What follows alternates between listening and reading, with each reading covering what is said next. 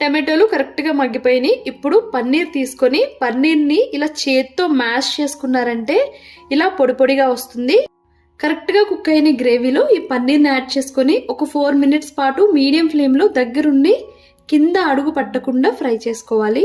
పన్నీర్ చాలా స్మూత్గా ఉండడం వల్ల చాలా త్వరగానే కుక్ అయిపోతుంది. 4 మినిట్స్ ఫ్రై చేసుకుంటే సరిపోతుంది. ఇప్పుడు ఇందులో కరివేపాకు, కొత్తిమీర, కసూరి మేతి వేసుకోండి. ఇవి మాత్రం తప్పనిసరి వేసుకోవాలి. ఇదే మెయిన్ ఫ్లేవర్ తీసుకొస్తుంది. సో ఇప్పుడు కింద అడుగు పడకుండా కలుపుకుంటూ ఫ్రై చేసుకోవాలి.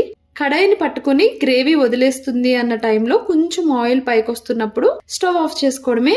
అంతే, చూసారు కదా, చాలా సింపుల్ గా చేసుకోవచ్చు.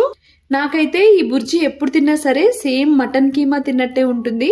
చాలా యమ్మీగా ఉంటుంది. తప్పనిసరి ట్రై చేయాల్సిన రెసిపీ ఇది. నా వీడియో మీకు నచ్చితే please do like, share and subscribe my channel. నా లేటెస్ట్ వీడియోస్ కోసం